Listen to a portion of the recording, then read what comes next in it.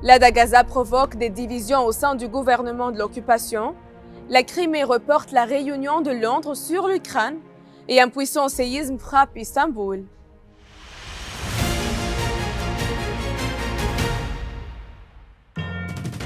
Un séisme de magnitude 6,2 sur l'échelle de Richter a frappé Istanbul, et ça selon l'Agence turque de gestion et des catastrophes et des urgences.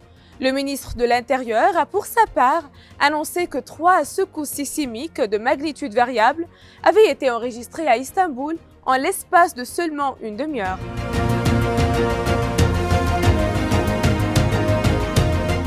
Le ministre jordanien de l'Intérieur a annoncé la dissolution de la confrérie des frères musulmans à l'interdiction de toutes ses activités. Il a également ordonné l'accélération des travaux de la commission chargée de sa dissolution et de la saisie de ses biens. Dans le même temps, les forces de sécurité jordaniennes ont procédé à la confiscation des bureaux de la confrérie dissoute.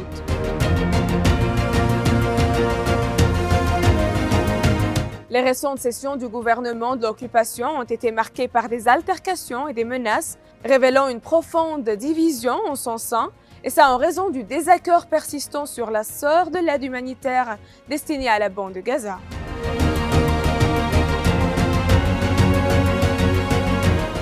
Le ministre israélien de la Défense a informé le cabinet que le gouvernement serait contraint d'autoriser l'entrée de l'aide humanitaire à Gaza dans un délai d'1 à 2 semaines.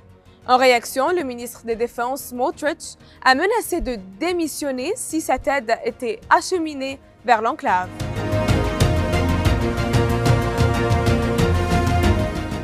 À Londres, des réunions consacrées à la crise russo-ukrainienne ont été reportées, et ce malgré l'arrivée de la délégation ukrainienne composée du chef de cabinet du président ainsi que de ministres de la Défense et des Affaires étrangères.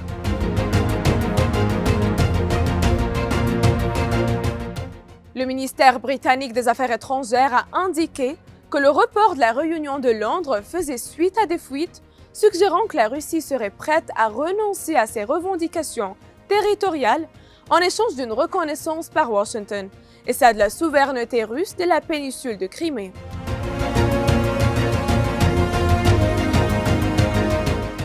L'Organisation mondiale de la santé réduit ses opérations et procède à des licenciements. Une annonce faite par son directeur général qui a précisé que ces mesures contraignantes résultent de la diminution des financements américains et entraînant un déficit salarial atteignant 650 millions de dollars.